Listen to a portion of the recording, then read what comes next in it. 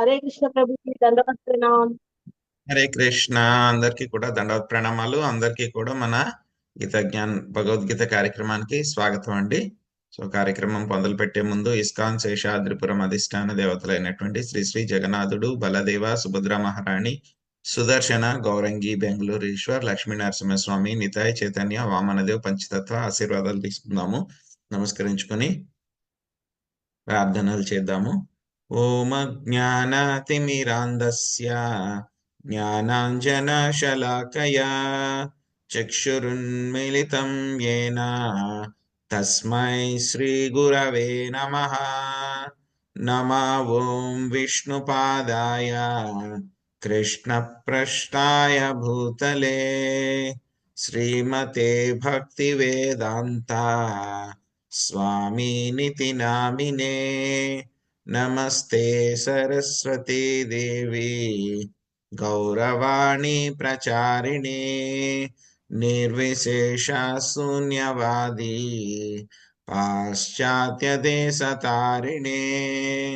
జయ శ్రీ కృష్ణ చైతన్య ప్రభు నిత్యానంద శ్రీ అద్వైత గదాధర శ్రీవాసాది గౌర భక్త వృందా. హరే కృష్ణ కృష్ణ కృష్ణ హరే హరే, హరే రామ రామ రామ రామ హరే హరే. హరే కృష్ణ. ఈరోజు మనము భగవద్గీత 18వ అధ్యాయము ఉపసంహారము సన్యాసం యొక్క పరిపూర్ణత్వం నుంచి 27, 26, 27, 28 శ్లోకాలు చూద్దాం మనం. ముక్త సంగోనహం వాది ధృత్యుత్సాహ సమన్వితః సిద్ధ్యోర్నిర్వికారః కర్తా సాత్వికముచ్యతే.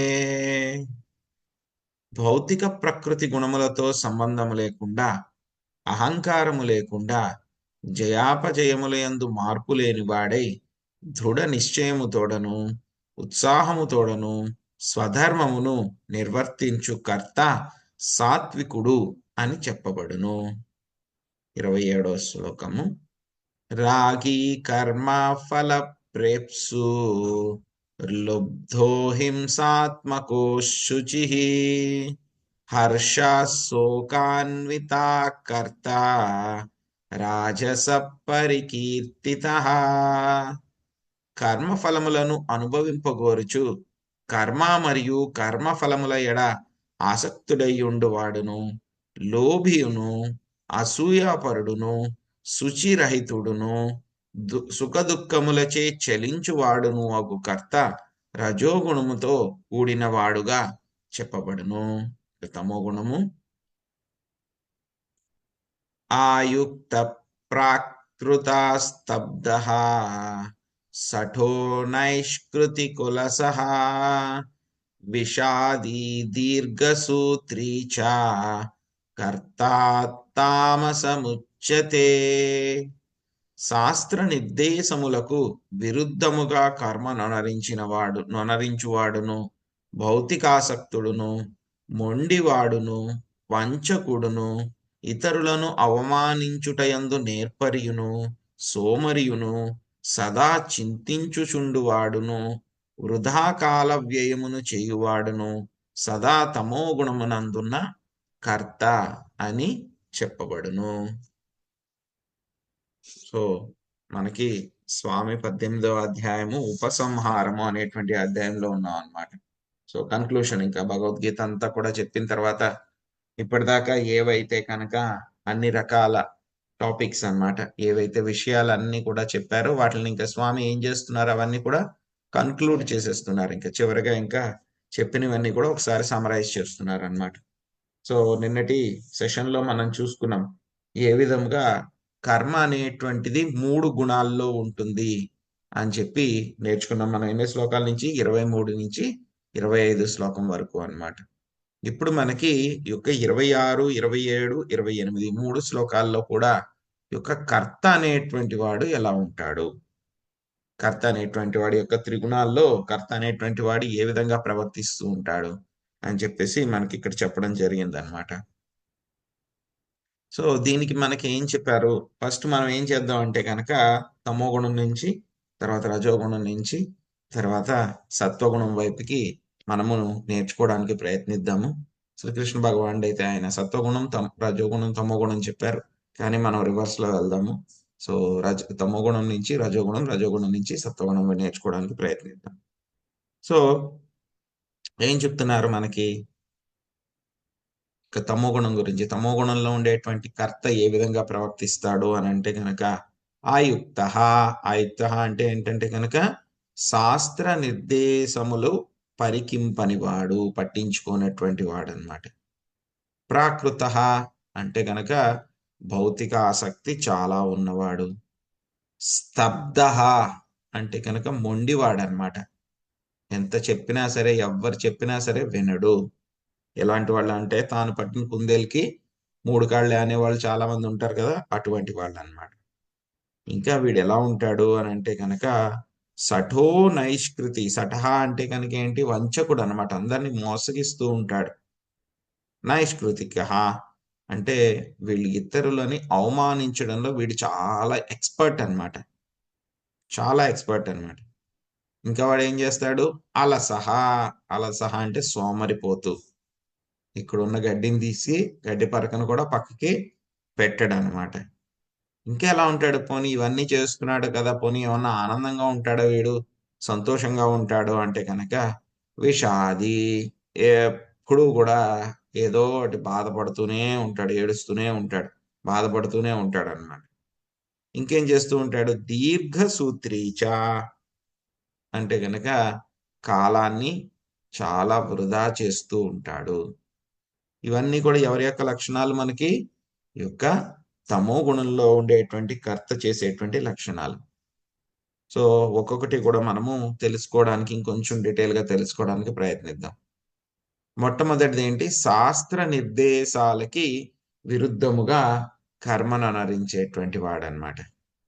సో శాస్త్రాల్లో మనకి చెప్పారు, ఫలానా చేయకూడదు నాయన, ఫలానా చెయ్యాలి, ఫలానా చేస్తే కనుక నీకు మంచిది అవుతుంది అంటే కనుక వీడు ఎలా ఉంటాడు, వీడు మొండివాడు అనమాట. వీడు చెప్పారనుకోండి, ఎవరైనా వచ్చి నాయన ఇలా చేయకూడదు, ఇది చేయకూడదు, ఇది చేయకూడదు అంటే వాడు కరెక్ట్ గా అదే చేస్తానంటాడు, కరెక్ట్ గా అదే చేస్తానంటారు.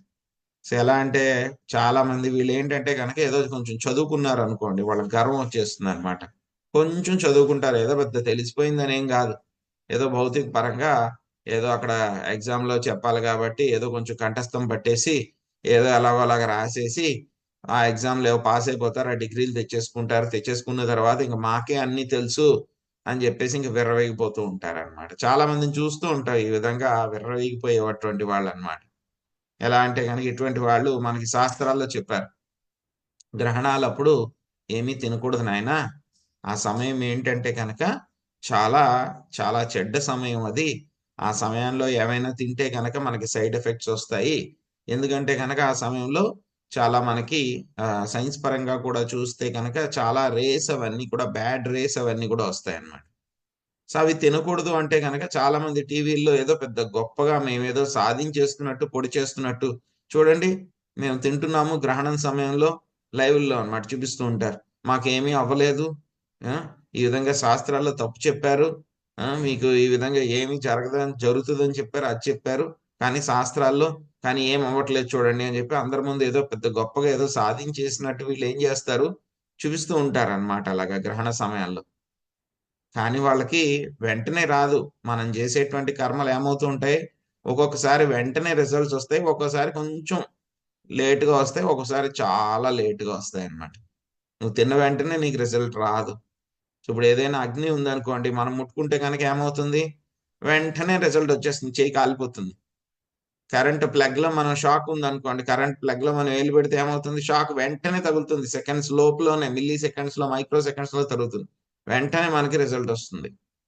కానీ కొన్ని ఏంటంటే కనుక రిజల్ట్స్ టైం పడతాయి రావడానికి. అలాగే వీళ్ళు ఏదో టీవీలో చూపించేసారు, మేము తినేసాము, మాకేం అవ్వలేదు అని అంటే కనుక గ్రహణం టైంలో ఓకే, అప్పుడు అవ్వలేదు నీకు వెంటనే, కానీ తర్వాత వస్తాయి నీకు ప్రాబ్లమ్స్. ఎలా వస్తాయి?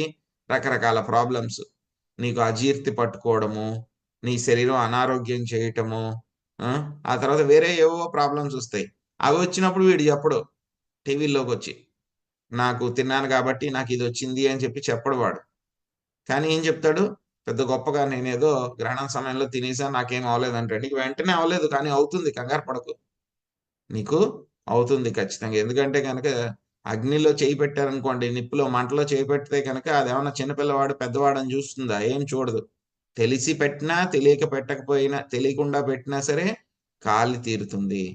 అలాగే నువ్వు ఖచ్చితంగా ఆ సమయంలో చేస్తే నీకు రిజల్ట్ వస్తుంది. నువ్వు అది గ్రహించడానికి కూడా నీకేమవుతుంది? నీకు ఆ జ్ఞానం లేదు కాబట్టి నీకు గ్రహించలేకపోతున్నావు అన్నమాట. సో, ఇటువంటి వాళ్ళు మూర్ఖులు అందరూ కూడా ఎలా ఉంటారు? కర్తలన్నమాట. మూర్ఖ కర్తలు వీళ్ళందరూ కూడా యొక్క శాస్త్ర నిర్దేశాలకి విరుద్ధంగా వీళ్ళు పనిచేస్తూ ఉంటారు. ఇంకేముంటుంది? భౌతిక ఆసక్తి చాలా ఉంటుంది. ఇంకా చెప్పుకున్నాం గదా! మొండివాడనమాట. బేసికల్‌గా వీడు ఎందుకిలా తయారవుతాడు ఈ కర్త అంటే గనక మొండివాడు. ఎవ్వరు చెప్పినా సరే వినడు. వాడేమైనా అనుకున్నాడంటే గనక అదే చేస్తాడు. అంతే. నేనేం చెప్పినా సరే వినను. నా ఇష్టం వచ్చినట్లే చేస్తాను. నా ఇష్టానికి నేను రాజుని. నేనే అందరికంటే కూడా పెద్దవాడిని. నాకన్నీ తెలుసు అని చెప్పేసి ఇటువంటి ప్రభావంలో వాడుంటాడనమాట. ఇంకేం చేస్తూ ఉంటాడు? ఈ యొక్క భౌతిక ఆసక్తి చేయడానికి ముందు మనం ఏం చేస్తాం? వీడేంటి బేసికల్‌గా ఎలా ఉంటాడు? వీడు సోమరిపోతనమాట. ఏ పని కూడా చేయడానికి ఇష్టపడడు వాడంత వాడు. ఏదైనా సరే ఇంక చెయ్యాలి అనంటే గనక ఇంక తప్పదు అనంటే మాత్రమే చేస్తాడనమాట. తప్పదు అనంటే. ఏం చేస్తారు ఇటువంటి వాళ్ళు? పొద్దున్నే లేవడం అనేటువంటిది కల్లో కూడా జరగదు. సో, వాళ్ళెప్పుడు కూడా ఏదో లేస్తారు. 11కో, 12కో లేస్తారు. లేచిన తర్వాత కొంతమంది ఏం చేస్తూ ఉంటారు? సాయంత్రం పూట స్నానాలు చేస్తారు వాళ్ళు. పగలపూట చెయ్యరు స్నానాలు. సాయంత్రం పూట ఇంక పడుకునే ముందు స్నానం చేస్తారనమాట. ఎందుకంటే అప్పటికి కంపు కొడుతుంది గదా! వాడికి కంపు కొడుతుంది వాడి శరీరం. ఇంక కుదరదురా బాబు అని చెప్పేసి ఏం చేస్తారు? అప్పుడు స్నానం చేస్తాడనమాట. సో, అంతటి సోమరిపోతు అనమాట. వీడేమన్నా పోనీ స్నానం చేయలేదు గదా! ఆ సమయాన్నేమన్నా సేవ్ చేసేసాడు గదా! పొద్దున్నుంచి అంటే గనక, వాడేమన్నా మంచిది ఉపయోగపడే పనులేమన్నా చేశాడా అంటే గనక, సోమరిపోతు. ఏ పని చేయడు. అవసరమైంది ఏది కూడా చేయడు. పోనీ వాడిష్టం వచ్చినట్లు వాడు ఉంటున్నాడు గదా! స్నానం గూడా చేయట్లేదు. పోనీ కావాల్సొచ్చినట్టు పడుకుంటున్నాడు, తింటున్నాడు, ఉంటున్నాడు అనంటే గనక, వాడేమైనా సరే గొప్పగా ఆనందంగా ఉన్నాడా వాడు అనంటే గనక, ఎప్పుడు కూడా డల్‌గా ఉంటాడనమాట. మొఖం ఇలా పెట్టుకొని, నీరసం మొహం బెట్టుకొని, అలాగే ఎప్పుడు గూడా ఏదో కోల్పోయిన వాళ్ళలాగా, ఏదో నిరాశ, నిస్పృహలో ఉన్నటువంటి వాళ్ళలాగా అలాగా ఉంటూ ఉంటాడు. వాడికి శుభ్రత ఉండదు. ఆ! ఇంకా వాడేం జేస్తూ ఉంటాడు, అందరిని మోసం జేస్తూ ఉంటాడు. మోసం జేయడం ఎలా మొదలవుతుంది? ఫస్ట్ వాడిని వాడు మోసం జేసుకుంటాడు. అదయిపోయిన తర్వాత వాడు మిగతా వాళ్ళందరిని కూడా మోసం జేస్తూ ఉంటాడు. దాంట్లో వాడు చాలా ఎక్స్‌పర్ట్ అన్నమాట. ఇంకా ఎందులో ఎక్స్‌పర్ట్ వాడు? బయట వాళ్ళందరిని కూడా వాడు అవమానించడంలో కూడా చాలా ఎక్స్‌పర్ట్ అన్నమాట వాడు. బయట వాళ్ళని అవమానించడంలో చాలా ఎక్స్‌పర్ట్ వాడు. సో, ఈ విధంగా ఇంకా వాడు చేసేటువంటి పెద్ద పని ఏంటి అంటే గనక కాల వ్యయము. మనకి చాణక్య పండిత్ కూడా చెప్తారనమాట. ఒక కాలం అనేటువంటిది ఎవరికైనా సరే చాలా చాలా విలువ కట్టలేనటువంటిది, లెక్కలేనటువంటిదనమాట. కాలం అనేటువంటిది. ఏదో మనకు వస్తోంది కాలము, ఉన్నాము అంటే మనకి వాల్యూ తెలియట్లేదు దాన్ని. మనకు గడిచిపోయినటువంటి కాలాన్ని మనము ఒక్క అరగంట తీసుకొని రాగలమా మనం? ఒక పావుగంట? ఒక్క 5 నిమిషాలు కూడా మనం గడిచిపోయిన కాలాన్ని వెనక్కి తీసుకొని రాలేము. అక్కడ ఏదైనా ఒక పని చేసాం, దాన్ని కరెక్ట్ చేసుకుందాము అనంటే గనక కుదురుతుందా? కుదరదు. ఈ కాలం అనేటువంటిది చాలా చాలా విలువైనటువంటిదనమాట. ఎంత ధనం పోసినా, ఎంత డబ్బు పోసినా సరే, ఒక్క క్షణమైనా సరే మన యొక్క ఆయుర్దాయం అనేటువంటిది పెరగనే పెరగదు. అటువంటి అంతటి విలువైనటువంటి కాలాన్ని వీడేం జేస్తూ ఉంటాడు? పూర్తిగా వేస్ట్ చేస్తూ ఉంటాడు. వాడికేమైనా మీరొక చిన్న పనిచ్చారనుకోండి, ఏదో ఒక చిన్న పని చెయ్యి నాయనా అంటే గనక, ఆ! అలాగే చేస్తానంటాడు. దాన్ని పట్టించుకోడు. ఎన్ని సార్లు చెప్పినా సరే వాడు చెయ్యడు. ఒక అరగంటలో చేయాల్సిన పనిని వాడు కొన్ని సంవత్సరాలు అయిపోయినా సరే వాడు చెయ్యడు. ఎందుకంటే చెయ్యడానికి వాడికి శక్తి లేదని కాదు, చెయ్యడానికి తెలియదని కాదు. బట్ ఏంటంటే కనుక బేసికల్గా వాడికి ఆ యొక్క అలసత్వం అనమాట, అంటే బద్ధకం అనమాట. చెయ్యడానికి వాడికి ఎంతో బద్ధకం అనమాట. సో ఇక కాలం గురించి మళ్ళీ మనం కాసేపట్లో మళ్ళీ చర్చించుకుందాం. సో ఈ విధంగా కర్మలు చేసేటువంటి వాడు ఎవరు ఈ కర్త అని అంటే కనుక వాడు తమో గుణంలో ఉన్నటువంటి కర్త అన్నమాట. ఇంకా రెండవ కేటగిరీ రజోగుణంలో ఉండేటువంటి వాళ్ళ కేటగిరీ అన్నమాట. వీళ్ళు ఎలా ఉంటారు చాలాసార్లు మనం చర్చించుకున్నాము, బట్ స్వామి సమరైజ్ చేస్తున్నారు కాబట్టి మనం కూడా ఒకసారి దాన్ని అవలోకనం చేసుకుంటూ ముందుకు వెళ్ళాలి. సో వీడు ఎలా ఉంటాడు అని అంటే గనక ఎప్పుడు కూడా మండిపోతూ ఉంటాడు వీడు. దేంట్లో మండిపోతూ ఉంటాడు వీడు? కోరికలు, భౌతిక పరమైనటువంటి కోరికల్లో వీడు మండిపోతూ ఉంటాడు. ఎప్పుడు అదే ఆలోచన, అదే ఆలోచన. వీడికి పొద్దున్నే లేచాడు అనుకోండి, మొట్టమొదటి పని ఏమిటి వీడికి? ఇంద్రియ భోగం ఎక్కడ దొరుకుతుంది, ఇంద్రియ భోగం ఎక్కడ దొరుకుతుంది. ఇంద్రియ భోగం ఎలా వస్తుంది వాడికి? ధనంతో వస్తుంది. సో ఈ ధనం నేను ఎలాగ సంపాదించాలి? జస్ట్ బెడ్ నుంచి లేస్తాడు వీడు, లేచిన వెంటనే వీడు గుర్తుకొస్తుంది ఇంద్రియ భోగం. ఈరోజు డబ్బు సంపాదించాలి, ఎలాగ సంపాదించాలి, ఎంత సంపాదించాలి, ఎక్కడి నుంచి సంపాదించాలి. నిన్న రాత్రి నేను పడుకునేటప్పుడు ఎవరికో చెప్పాను కదా డబ్బులు ఇవ్వాలని, వాడు ఇచ్చాడా లేదా? వెంటనే ఓపెన్ చేసి మొబైల్ ఓపెన్ చేసి చెక్ చేసుకుంటాడు డబ్బులు వచ్చినాయా లేదా. లేకపోతే వాడికి వెంటనే ఫోన్ చేస్తాడు, ఎరా నేను డబ్బులు ఇస్తా అన్నావు కదా ఇవ్వలేదు, ఎందుకు ఇవ్వలేదు, ఏమైందని చెప్పి ఫోన్లు బిజినెస్ ఇవన్నీ మొదలుపెట్టి ఇంకా డబ్బులు దాని గురించి ఆలోచన, మండిపోతూ రగిలిపోతూ ఉంటాడు అనమాట. ఆ డబ్బులు సంపాదించడంలోనూ ఇంద్రియ భోగం. ఏం చేస్తూ ఉంటాడు? కర్మ ఫలాన్ని అనుభవించాలి అని చెప్పి ప్రయత్నిస్తూ ఉంటాడు. ఎంతో ఆసక్తి అనమాట యొక్క కర్మ ఫలాలు అంటే కనుక. ఎవరికి కూడా ఒక్క రూపాయి కూడా అనవసరంగా ఎక్కడ వేస్ట్ చేయడు వీడు. ఒక్క రూపాయి కూడా ఎవరి కోసం కూడా ఖర్చు పెట్టాడు. వాడి ఇంద్రియ భోగం కోసం అయితే కనుక ఎన్ని లక్షలైనా సరే ఖర్చు పెడతాడు. సినిమాలకు వెళ్తాడు, ఒక్కో టికెట్ 1000 రూపాయలైనా సరే కొనుక్కుని వెళ్తాడు. అదే టెంపుల్లోకి వచ్చారనుకోండి, వచ్చి ఎరా దానం చేయరా నువ్వు అని ఎవరైనా చెప్పారనుకోండి, ఎందుకు దానం చేయాలి, ఎందుకు డబ్బులు ఇవ్వాలి? టెంపుల్లో ఫ్రీగా ఇవ్వాలి కదా భక్తి అనేటువంటిది. భగవంతుడి దర్శనం ఫ్రీగా ఉండాలి. ఏమైనా టికెట్ పెట్టారనుకోండి, పోనీ ఎప్పుడైనా పుణ్య దినాలప్పుడు కూడా ఒక 100 రూపాయలు 50 రూపాయలు టికెట్ పెట్టారు. ఆ 100 రూపాయలు 50 రూపాయలతో వాళ్ళకి ఏం వచ్చేస్తుందని కాదు, అది ఎక్కడ వాడతారు? మళ్ళీ భగవంతుడి సేవలోనే వాడతారు. కానీ వాళ్ళు ఎందుకు పెట్టాలండి డబ్బులు? భగవంతుడి దర్శనానికి టికెట్ ఎందుకండి? పాపం పేదవాళ్ళు ఏమైపోతారండి, వాళ్ళు భగవంతుడి దర్శనం చేసుకోవాలంటే కనుక ఎలా కుదురుతుందండి అని చెప్పి ఓ పెద్ద డిస్కషన్లో అవి ఇవి అన్ని చేస్తూ ఉంటారు. ఇదే వీడికి ఐఫోన్ రిలీజ్ అయింది అనుకోండి, ఏం చేస్తాడు వాడు? రాత్రంతా కూడా క్యూలో నిలబడతాడు.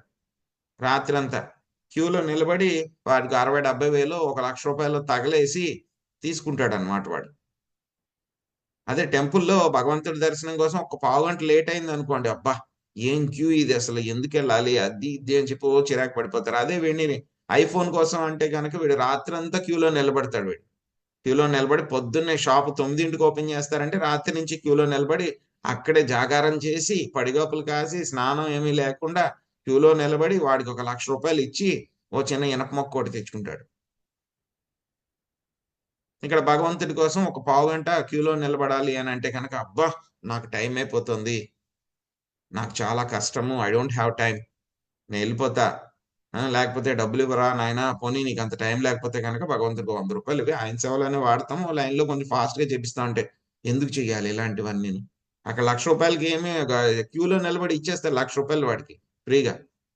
ఇక్కడ భగవంతుడి కోసం 100 రూపాయలు ఖర్చు పెట్టరా, ఏమన్నా దానం చేయరా, పోనీ భగవంతుడికి ఏదో ప్రసాదం పెట్టిస్తాము అందరికీను, ఏమైనా దానం చేయరా అంటే, అబ్బే నా దగ్గర డబ్బులు లేవు, నేను చాలా బడ్జెట్లో టైట్లో ఉన్నాను. సో అంటే దీన్ని బట్టి ఏమవుతుంది? మన ప్రయారిటీస్ అన్నమాట. లోభి ఏమి ఖర్చు పెట్టాడు భగవత్ సేవ కోసం కానీ భగవంతుడి యొక్క సేవ కోసం కానీ ఏమి ఖర్చు పెట్టాడు.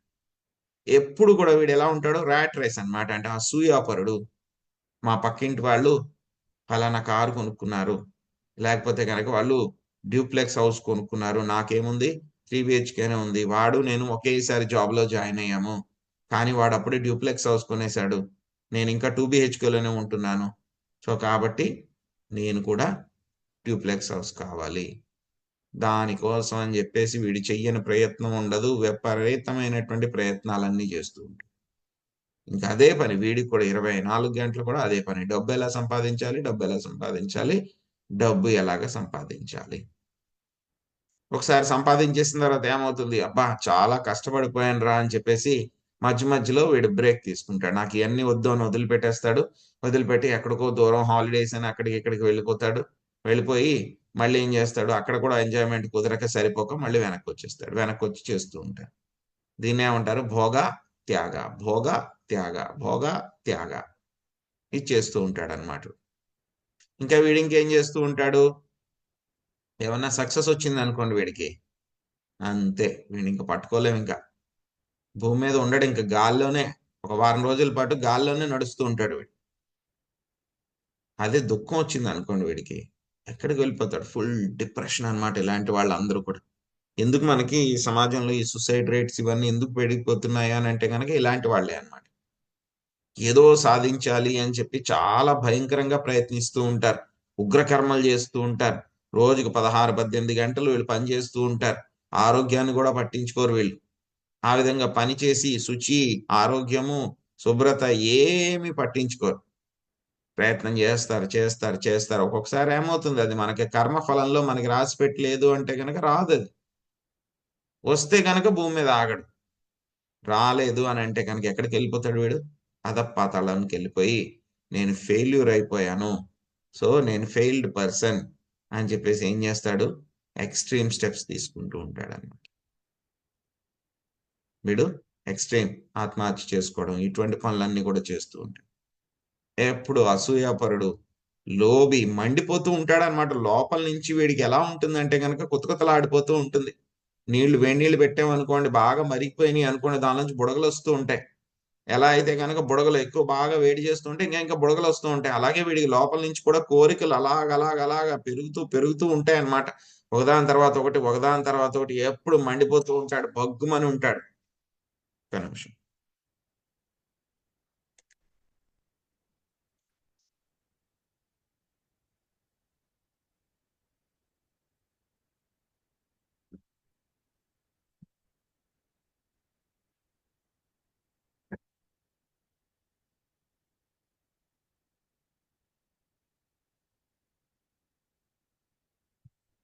ఇప్పుడు ఎలా ఉంటాడు వీడు మండిపోతూ ఉంటాడు. భగభగలాడుతూ ఉంటాడన్నమాట. కోరికలు, కోరికలు, కోరికలు తీర్చుకోవాలి. డబ్బు సంపాదించాలి, డబ్బు సంపాదించాలి. సో, ఈ విధంగా వీడు చాలా లోభి. ఎవరి కోసం ఒక్క రూపాయి ఖర్చు పెట్టాడు. ఇంక భగవంతుడి కోసం కూడా ఖర్చు పెట్టాడు. పక్క వాళ్ళకి ఎవరికైనా దానం చేద్దామని కూడా ఉండదు. అసూయాపరుడు. వేరే వాళ్ళందరితోనూ కాంపిటీషన్ వీడికి. పక్కింటి వాళ్ళతోటి, వాళ్ళ ఆఫీస్‌లో కొలీగ్స్ తోటి, తర్వాత చుట్టాలు, బంధువులతోటి వీళ్ళింకా ఘోరం అన్నమాట. సో, ఎవరైనా ముందుకు వెళ్తున్నారనుకోండి మన చుట్టాల్లో మన పిన్ని కొడుకో, లేపోతే పిన్ని కూతురో, లేకపోతే మన తమ్ముడో, లేపోతే చెల్లో ఎవరో ఒకళ్ళు. వాడేదో పాపం ఏదో కష్టపడి సంపాదించుకుంటున్నాడు. వాడికున్నటువంటి మంచి ప్రారబ్ధ కర్మ వలన వాడికేదో బెనిఫిట్ ఏదో వచ్చింది అనుకోండి. వీడికి కాలిపోతూ ఉంటుంది. నాకెందుకు రాలేదు? వాడెలా ముందుకెళ్ళిపోతున్నాడో అని చెప్పేసి రకరకాలుగా ఉంటారనమాట. వాళ్ళని ఇబ్బంది పెట్టడం కోసం అని చెప్పేసి వాళ్ళ మీద చాడీలు చెప్పడము. చాలా మంది ఎలా ఎళ్ళిపోతారంటే గనక ఇంకా చాలా ఎక్స్‌ట్రీమ్ స్టెప్స్ కూడా వెళ్ళిపోతారనమాట. ఇంక శత్రువుల కింద తయారైపోతారనమాట. ఇంక బంధువులే శత్రువులు. ఇంక బయట వాళ్ళెవరు అక్కర్లేదు. బంధువులు, దగ్గర బంధువులు, మన కుటుంబంలో వాళ్ళే శత్రువుల కింద అయిపోతారు. పరమ శత్రువుల కింద అయిపోతారనమాట. మనని ఇబ్బంది పెట్టడము, రకరకాలుగా మనల్ని దూషించడము. ఇంకా మళ్ళీ వాళ్ళు తమ గుణంలోకి వెళ్ళిపోతారు. ఇక్కడి నుంచి వాళ్ళు రజోగుణంలో ఉన్నట్టుంటారు. తమో గుణంలోకి వెళ్ళిపోయి వాళ్ళు ఎందులోకి వెళ్ళిపోతారు మళ్ళీ ఆ నెక్స్ట్ కేటగిరీ ఇక్కడ చూసాం కదా మనము 28 ఇతరులను అవమానించడంలో చాలా నేర్పరి. ఎందుకంటే గనక వాడికి భౌతిక పరంగా వాడు ముందుకు వెళ్తున్నాడు కాబట్టి వాడికి మనశ్శాంతి లేకుండా చెయ్యాలి. వాడిని ఏడిపించాలి. వాడిని బాధ పెట్టాలి. వాడికి సంతోషం లేకుండా చెయ్యాలి. లేకపోతే వాడి దగ్గర ఏదైతే గనక వస్తుందో దాన్ని లాక్కోవాలి. లేకపోతే వాడికన్నా కూడా నేను ఎక్కువ సంపాదించాలి. సో, ఈ విధంగా వాళ్ళు రకరకాల వాడేదో కొనుక్కుంటాడు. వాడేదో కొనుక్కుంటే కారు కొనుక్కుంటే వీడు కొనుక్కోవాలి. వాడు ఏం చేస్తే అది దానికంటే ఎక్కువ ఇంకొకటి. వాడు 24 ఇంచ్ టీవీ కొనుక్కుంటే వీడు 36 ఇంచ్ కొనాలి. వాడు 43 కొంటే కనుక వీడు 55 కొనాలి. ఇలాగ రకరకాలుగా వీళ్ళందరూ కూడా మండిపోతూ రజోగుణంలో మండిపోతూ వాళ్ళని దూషిస్తూ పక్క వాళ్ళని బాధ పెడుతూ ఎప్పుడు కూడా ఇందులో బాగా మండిపోతూ ఉంటారు. ఇటువంటి కర్తలు ఎందులోకి వస్తారు? వాళ్ళు యొక్క రజోగుణంలో ఉండేటువంటి వాళ్ళు ఎప్పుడు గ్రీడీ, ఎన్విఎస్ అన్నమాట, హింసాత్మకమైనటువంటి వాళ్ళు అన్నమాట. అశుభ్రంగా ఉంటారు. ఆనందం వస్తే ఎగిరిపోతూ ఉంటారు, లేకపోతే కనుక చాలా అధపాతాళంలోకి వెళ్ళిపోతారు అనమాట. ఎప్పుడు కూడా పని పని పని పని పని, ఇంక వేరే ఆప్షనే లేదు. వీళ్ళు ఏం చేస్తూ ఉంటారు? ఒక్కొక్కసారి వాళ్ళ వల్ల అవ్వకపోతే కనుక ఏం చేయాలి? ట్రై చేస్తారు, అవ్వట్లేదు అనుకోండి. అప్పుడు ఏం చేసుకుంటారు? దైవ సహాయం తీసుకోవాలని చెప్పి భగవంతుడి యొక్క సహాయం తీసుకోవాలని ప్రయత్నిస్తారు. అప్పుడు ఎక్కడికి వస్తారు? గుళ్ళోకి వస్తారు, లేకపోతే ఎక్కడికో పంతులు గారి దగ్గరికి వెళ్తారు, పూజ చేయడానికి ప్రయత్నిస్తారు. అది ఇవి ఇది ఇవి అని చెప్పి భగవంతుడిని అడుగుతారు. అడిగితే గనక ఒక్కొక్కసారి మనకి ఎంత అడిగినా సరే మనకి ప్రారంభ కర్మలో లేకపోతే గనక రాదు ఒక్కొక్కసారి. అటువంటిప్పుడు ఏం చేస్తూ ఉంటారు వీళ్ళు? సో ఈ దేవుడు సరిగ్గా పనిచేయట్లేదు, నాట్ వర్కింగ్ అని చెప్పేసి ఇంకో దేవుడి దగ్గరికి వెళ్తారు. మళ్ళీ అక్కడ కూడా సరిగ్గా పనిచేయట్లేదు, అక్కడ కూడా రాలే ఇంకోళ్ళ దగ్గరికి. పోనీ అక్కడ కూడా వచ్చిందా? అక్కడ కూడా రాలేదా? అది కూడా ప్రయత్నించి నా కోరిక తీర్చలేదు కాబట్టి నేను మొత్తం ఒక మతాన్ని వదిలిపెట్టేస్తా, వేరేది పట్టుకుంటాను, నేను వేరే మతానికి వెళ్ళిపోతాను, అక్కడ చేస్తాను. సో అంటే వీడి పద్ధతి ఏంటి? వీడికి కోరికలు తీరాలంతే. కోరికలు తీరాలి ఎలాగైనా సరే, కుక్ ఆర్ క్రుక్, వీడికి ఇంద్రియ భోగం జరగాలి, నేనే ఎంజాయ్ చేయాలి అనేటువంటి భావనలో ఉండేటువంటి వాళ్ళందరూ కూడా యొక్క రాజసీ కర్త. ఇటువంటి వాళ్ళందరూ కూడా రాజసీ కర్త అని చెప్పబడతారు. ఇంకా తర్వాత ఇంతటి కంటే కూడా కొంచెం ఎక్కువైనటువంటి వాళ్ళు అన్నమాట. ఎవరు వీళ్ళు? సత్వగుణ కర్తలు అన్నారు. వీళ్ళు ఎలా ఉంటారు అంటే గనక మోస్ట్లీ వీళ్ళు సత్వగుణంలోనే వీళ్ళు పనిచేస్తూ ఉంటారు. ఎలా పనిచేస్తారు వీళ్ళు అంటే కనుక ఒకసారి చూద్దాం. ముక్త సంగ అంటే కనుక భౌతిక సంగము నుంచి వీళ్ళు ముక్తి పొందినటువంటి వాళ్ళై ఉంటారండి. అనహంవాది, వీళ్ళకి మిథ్యాహంకారం అనేటువంటిది ఉండనే ఉండదు. మళ్ళీ ఎలా ఉంటుంది? వీళ్ళు చేసేటువంటి పనులు ఎలా చేస్తూ ఉంటారు? వీళ్ళు ధృత్యుత్సాహ సమన్విత, నిశ్చయము ఉత్సాహముతోటి ఉంటారన్నమాట. వీళ్ళు ఎలా చేస్తారు పనులు? ఈ కర్త ఎలా ఉంటుంది? వీడు చాలా నిశ్చయంగా ఉత్సాహంతో యాక్టివ్ గా చేస్తూ ఉంటారు. ఇంకా ఎలా ఉంటాడు వీడు? సిద్ధ్యో సిద్ధ్య, అంటే కనుక జయాపజయాలు ఏవైతే కనుక వస్తాయో అటువంటి అప్పుడు చలించడు. తన ప్రయత్నము చేస్తూ ఉంటాడు పక్కాగా, కానీ జయాపజయాల పట్ల ఎక్కువ ఆసక్తి ఉండదు. ఏది వచ్చినా పెద్దగా పట్టించుకోడు. నిర్వికార, నిర్వికారుడై ఉండి తన యొక్క ధర్మాన్ని చేసేటువంటి వాణ్ణి ఏమన్నారు ఇక్కడ? సాత్వికముచ్యతే, సాత్వికుడు, సాత్విక కర్త అని చెప్పి చెప్పారనమాట. సో ఈ యొక్క సాత్విక కర్త ఏం చేస్తూ ఉంటాడు? వీడికి ఏంటంటే కనుక ఫలాపేక్ష ఏది ఉండదు, నేనేదో సాధించాలి అనేటువంటి భావన ఏది ఉండదు అనమాట. ఎలా ఉంటాడు వీడు? భౌతిక గుణాలకి ఇంచుమించు బయట ఉంటాడు, సత్వగుణంలో ఉంటాడు, లేకపోతే అంతకన్నా ఎక్కువ ఉంటాడు అనమాట. వీడు మొత్తం 3 మోడ్స్ కి కూడా పైన ఉంటాడు. వీడికి అహంకారము అనేటువంటిదే ఉండదు. ఇంకెలా ఉంటాడు వీడు? చాలా దృఢ నిశ్చయంతో చేస్తూ ఉంటాడు తన యొక్క పనులన్నీ కూడా. అందులో జయం వచ్చినా పర్వాలేదు, అపజయం వచ్చినా పర్వాలేదు, నా బాధ్యత ఏదైతే ఉందో దాన్ని నేను చేస్తాను. ఇంకెలా చేస్తూ ఉంటారు? ఇంతూజియాస్టిక్, చాలా ఉత్సాహంతో చేస్తూ ఉంటారన్నమాట. జయం వచ్చినా అపజయం వచ్చినా సరే వీళ్ళు పట్టించుకోరు, పని చేయడం ఏం మానేరు. వాళ్ళ బాధ్యత ఏదైతే ఉందో దాన్ని చేస్తూనే ఉంటారన్నమాట. ఇటువంటి వాళ్ళని ఏమన్నారు? సత్వగుణ కర్తలు అని చెప్పన్నారు. సో వీళ్ళు ఏం చేస్తూ ఉంటారు? మనం చూసాం, రజోగుణంలో ఉండేటువంటి వాడు ఏం చేస్తూ ఉంటాడు? మొత్తం సమయాన్నంతా వృధా చేస్తూ ఉంటాడు. ఏంటి? ఆ చెడ్డ పనులు చేయడంలోనూ వాటిల్లోనూ అలసత్వంగా పడుకోవడంలో వీటిలో వృధా చేస్తూ ఉంటాడు. ఇంకా రజోగుణంలో ఉండేటువంటి వాళ్ళు ఏం చేస్తారు? కొంత సమయాన్ని ఎక్కువ పర్సంటేజ్ డబ్బు సంపాదించడానికి, మిగతాదంతా కూడా ఏం చేస్తూ ఉంటారు? ఎవరైనా ముందుకు వెళ్తూ ఉంటే వాడిని ఎలా లాగాలి, వాడి కాలు పట్టుకుని ఎలా వెనక్కి లాగాలి, వాడిని ఎలాగ ఇబ్బంది పెట్టాలి, వాడిని ఎలా ఏడిపించాలి, వాడికి ప్రశాంతత లేకుండా ఎలా చేయాలి, పాలిటిక్స్ అన్నమాట ఇవన్నీ కూడా. చాలా మంది ఉంటారు, ఆఫీసుల్లో ఉండేటువంటి వాళ్ళు ఉంటారు, మన చుట్టాలు, బంధువులు, స్నేహితుల్లో అన్ని చోట్ల కూడా ఇటువంటి వాళ్ళు రజోగుణంలో ఉండేటువంటి వాళ్ళు. ఇంకా ఈ యొక్క సత్వగుణంలో ఉండేటువంటి వాళ్ళు ఏం చేస్తారు, అక్కడ వాళ్ళకు కూడా సమయం ఏమవుతుంది, వృధా అయిపోతుంది. రజోగుణంలో ఉండేటువంటి వాళ్ళు సమయాన్ని వృధా చేస్తున్నారు, తమో గుణంలో ఉండేటువంటి వాళ్ళు కూడా సమయాన్ని వృధా చేస్తున్నారు. కానీ ఇక్కడ సత్వగుణంలోనూ విశుద్ధ సత్వంలో ఉండేటువంటి వాళ్ళు ఏం చేస్తారు అంటే కనుక వాళ్ళ యొక్క సమయాన్ని పర్ఫెక్ట్ గా వాడుకుంటారనమాట. సో మనకి మేనేజ్మెంట్ క్లాసుల్లో చెప్తారు, టైం మేనేజ్మెంట్ ఒక పెద్ద టాపిక్ అది. ఏం చెప్తారు అందులో రకరకాల ప్రిన్సిపల్స్ చెప్తారు.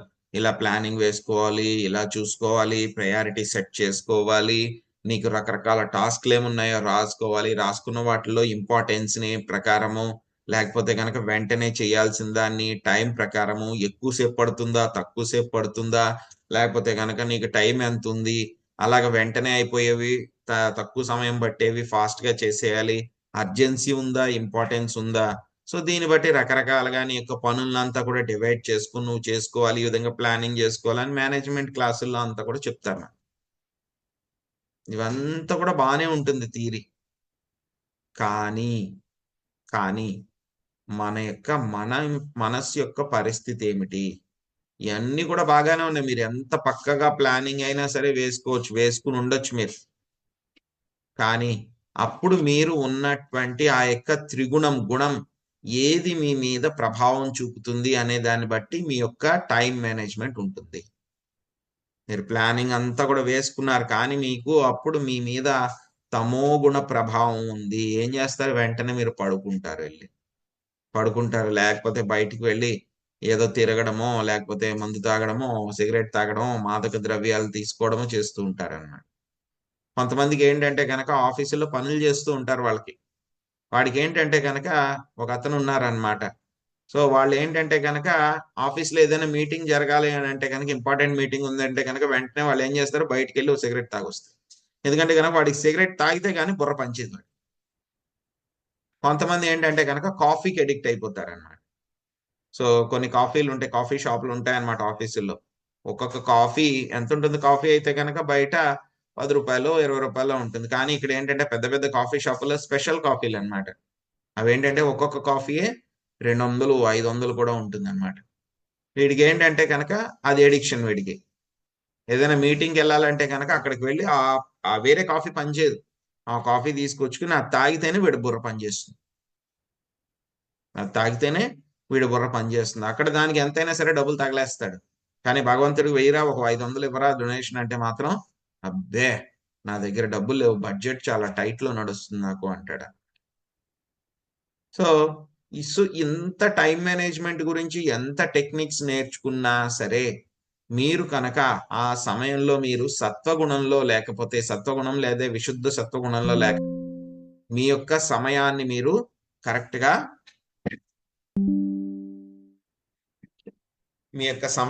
కరెక్ట్ గా వాడుకోలేరు.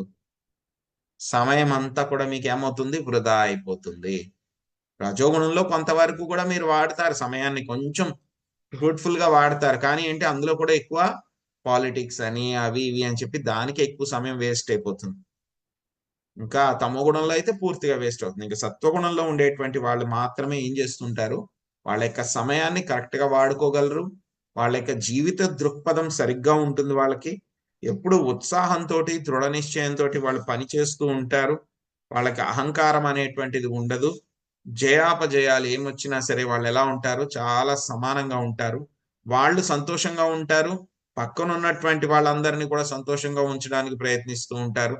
పక్కన ఉన్న వాళ్ళు అంటే కనుక మన కుటుంబ సభ్యులు కానీ, మన స్నేహితులు కానీ, బంధువులు కానీ, మన ఆఫీసులో పనిచేస్తూ ఉంటే కనుక మన పై ఉన్నటువంటి అధికారులు కానీ, కింద ఉన్నటువంటి మన కింద పనిచేసేటువంటి వాళ్ళు కానీ, మన తోటి వాళ్ళు ఎవరైతే ఉన్నారో వాళ్ళతో పనిచేసేటువంటి వాళ్ళు కానీ, అందరినీ కూడా వాళ్ళు సంతోషం ఇస్తూ ఉంటారు. ఒక మంచి వాతావరణం అనేటువంటిది వాళ్ళు క్రియేట్ చేస్తూ ఉంటారు అనమాట.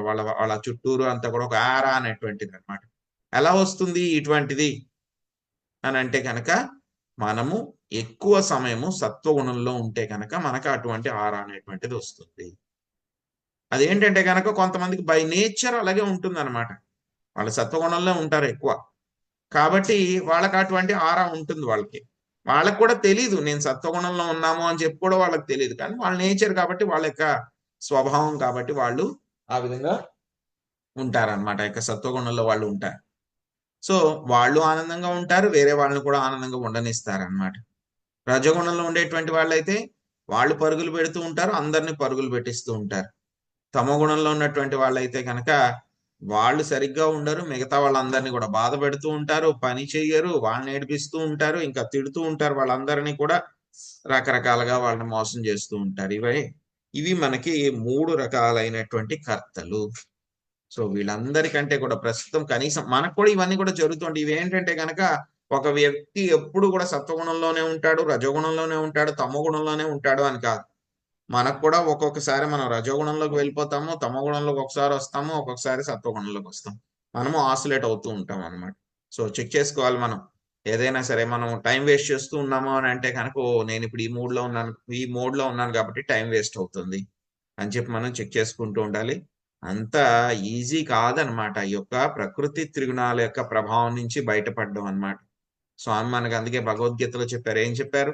దైవీ హైషా గుణమయీ మమ మాయా దురత్యయ మామే వయే ప్రపద్యంతే మాయామేత తరంతితే. సో ఏం చెప్పారు స్వామి మనకి? యొక్క సత్వరజస్ తమో గుణాలు అనేటువంటివి 3 గుణాలు ఏమిటి? అవి చాలా కష్టము. యొక్క ప్రకృతి త్రిగుణాలు వాటి యొక్క ప్రభావం నుంచి బయటపడడము చాలా చాలా కష్టము. కానీ ఎవరైతే కనుక నా యొక్క ఆశ్రయము మామేవయే ప్రపద్యంతే, నా యొక్క ఆశ్రయం ఎవరు తీసుకుంటారో వాళ్ళు ఈ యొక్క ప్రకృతి త్రిగుణాల యొక్క ప్రభావం నుంచి బయటపడగలరు అని చెప్పి స్వామి మనకి చెప్తున్నారనమాట. హరే కృష్ణ. సో రేపు మనము ఈ యొక్క ప్రకృతి త్రిగుణాల్లో ఉన్నటువంటి వాళ్ళ యొక్క బుద్ధి ఏ విధంగా ఉంటుంది అనేటువంటిది మనం తెలుసుకుందాము. హరే కృష్ణ. ఎవరికైనా ఏమైనా ప్రశ్నలు ఉన్నాయి? హరే కృష్ణ ప్రభుజీ, చాలా చాలా అద్భుతంగా చెప్పారు ప్రభుజీ.